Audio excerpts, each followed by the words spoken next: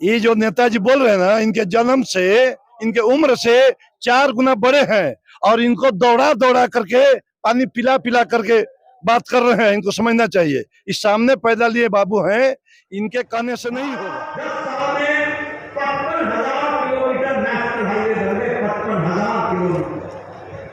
आप बताइए, ये रोहतास में नेशनल हाईवे बन रहा है कि नहीं बन रहा है? बन रहा है कि नहीं बन रहा है? ये बताओ, बन रहा है कि नहीं? 4 लेन बन रहा है कि नहीं बन रहा है? ये सोन नदी के ऊपर 6 लेन बन रहा है कि नहीं बन रहा? वर्ल्ड क्लास बन रहा है कि नहीं बन रहा? ये परिवर्तन 55,000 किलोमीटर सड़क, 26,000 किलोमीटर के नए रेलवे ट्रैक गिरे पड़े थे 26,000 किलोमीटर। ये परिवर्तन हमारे मोदी जी ने कहा था डिजिटल इंडिया। आपको जानकर खुशी होगी, आज 2 लाख पंचायतों में ऑप्टिकल फाइबर बिक चुका है। 2 लाख पंचायत और 2 लाख गांव में कॉमन सर्विस सेंटर खुल गया है। ये जो ऑपोजिशन में कांग्रेस के लोग हैं ना, ये कहते थे ये मोदी जी का सपना है, भारत तो अनपढ़ है, भारत में डिजिटल क्या करेगा, भारत में डिजिटल क्या मदद करेगा। मैं उनको बताना चाहता हूं और आप भी इस बात से तारीफ करेंगे कि आज भारत में सब्जी बेचने वाला भी डिजिटल ट्रांजैक्शन करता है, यूपीआई से ट्रांजैक्शन करता है। ये भारत है, ये बदलता भारत। ग्रामीण सड़कें हजारों किलोमीटर, लाखों किलोमीटर ग्रामीण सड़कें बनी। गांव को बोलो पक्की सड़क से जोड़ा गया है कि नहीं जोड़ा गया है? जरा जोर से बोलो, जोड़ा गया है कि नहीं जोड़ा गया है? गांव में सड़कें पहुंची है कि नहीं पहुंची है? पगडंडियां खत्म हो गई कि नहीं हो गई? कच्ची सड़कें खत्म हो गई कि नहीं हो गई? लाखों पंचायतों को और लाखों गांवों को प्रधानमंत्री ग्रामीण सड़क योजना से जोड़ा गया। इससे गांव को मजबूत बनाया गया। अभी मेरे सम्राट चौधरी जी आपके सामने प्रधानमंत्री आवास योजना के बारे में बात कर रहे थे। क्या था कांग्रेस का जमाना? एक पंचायत में साल भर में 2 इंदिरा आवास योजना मिलती थी, 2 इंदिरा आवास योजना। आज भारत में मोदी जी के नेतृत्व में प्रधानमंत्री आवास योजना में 4 करोड़ घर बन गए, 4 करोड़ घर। और एक पंचायत में 40-40, 50-50 मकान बने हैं। ये फर्क आया है। ये गांव गरीब की चिंता होगी। 5 किलो गेहूं या 5 किलो चावल, ये यहां पर देने का काम 80 करोड़ की जनता को दिया गया। और बिहार में 1 करोड़ 80 लाख की जनता को 5 किलो गेहूं या 5 किलो चावल पहुंचाने का काम किया गया। फर्क क्या बना?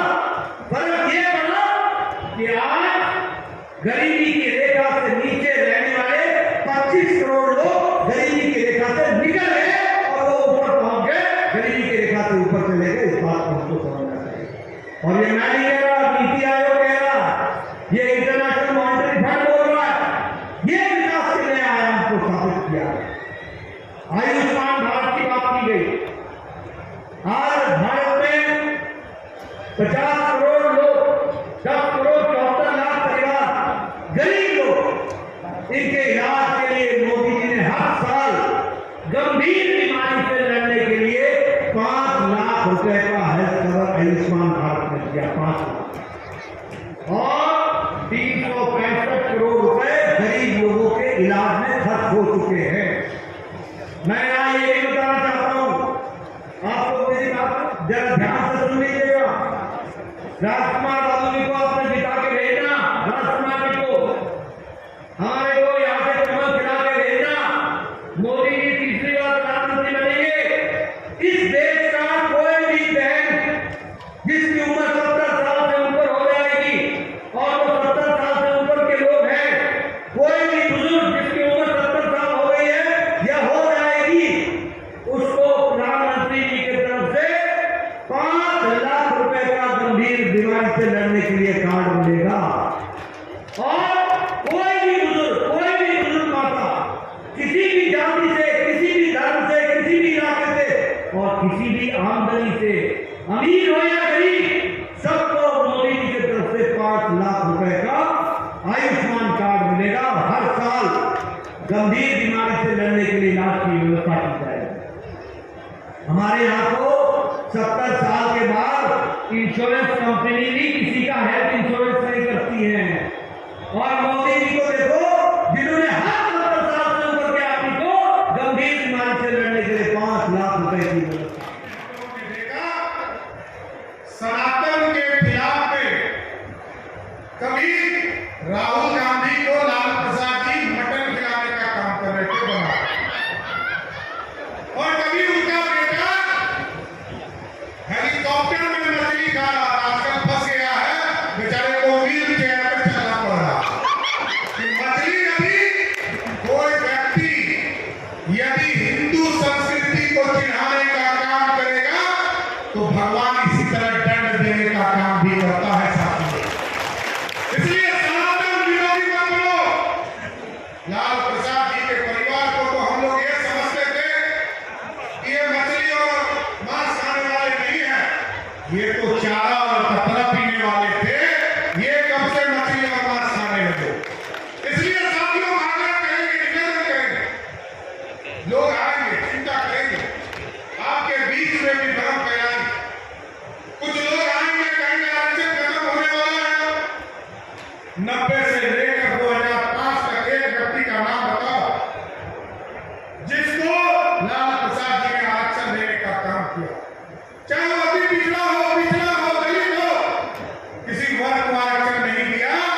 आरक्षण किसको दिया? पहले कहा मेरी पत्नी को मुख्यमंत्री बनाओ, मुख्यमंत्री बना दिया, पहला आरक्षण। फिर कहा मेरा बेटा क्रिकेट नहीं खेल पाया, पानी धोते रह गया, इसको मुख्यमंत्री बनाओ, उसको बना दिया।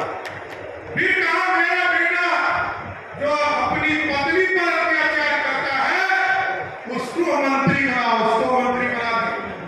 जब रामकृपाल यादव जी ने पाटलिपुत्रा से बड़ी बेटी को चुनाव हरा दिया तो उन्होंने कहा अब इसको राज्यसभा में भेज कर एमपी बनाओ। आजकल एक टूरिस्ट बेटी आई, टूरिस्ट बेटी आई है जो जब बिहार में जंगल राज था साथियों तो बिहार छोड़कर हम लोग तो जा ही रहे थे। लालू प्रसाद जी के बेटा बेटी भी बिहार छोड़कर भागने का काम किया था। आज मोदी और नीतीश ने जब बिहार की स्थिति को ठीक किया है तो लालू जी की बेटी भी सिंगापुर छोड़कर सीधे सारण में चुनाव लड़ने आ गई।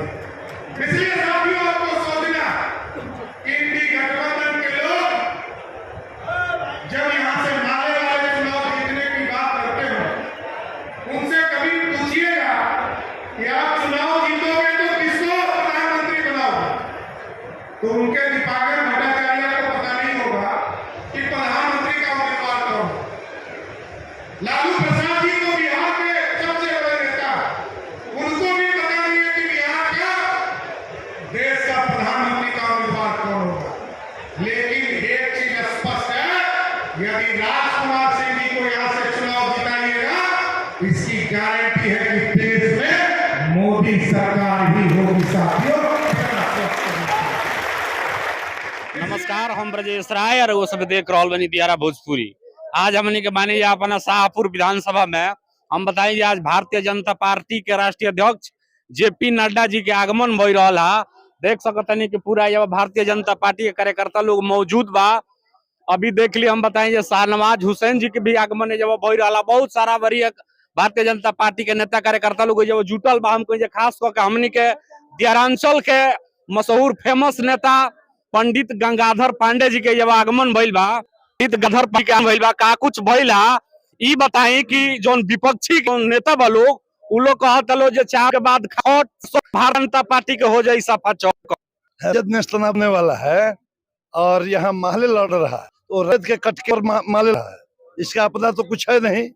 और जो नेता है ये प्रियता ये बिहार की जनता जुकड़ाई चुकी है, ये अभी चलने वाला चटाच ये सब अब दिया गया। अब विकास की बात, बिजली का बात होगा, रसोई गैस का बात, फ्री अनाज का बात, पढ़ाई लिखाई का बात होगा, सबको लोन दिया जाएगा, रोजगार दिया जा रहा है, इसकी अब बात चल रही है।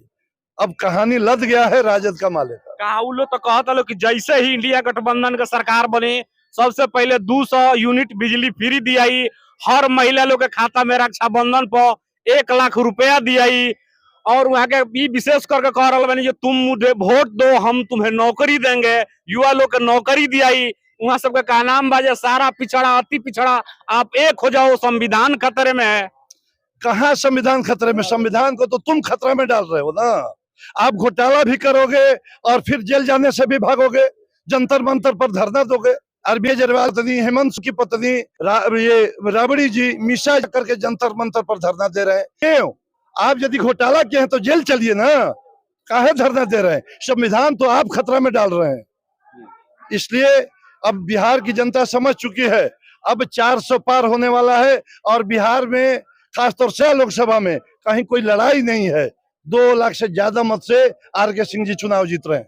विपक्ष के नेता तरह कि दूसरा जनसभा को देनी, पैर में फ्रैक्चर बाद डॉक्टर कहता बेड रेस्ट के, लेकिन जब तक हम मोदी जी के बेड रेस्ट ना करवा दे तब तक हम बेड रेस्ट पर जाए वाला नहीं। ये जो नेताजी बोल रहे हैं ना, इनके जन्म से, इनके उम्र से 4 गुना बड़े हैं और इनको दौड़ा दौड़ा करके, पानी पिला पिला करके बात कर रहे हैं। इनको समझना चाहिए, इस सामने पैदा लिए बाबू हैं, इनके कहने से नहीं होगा।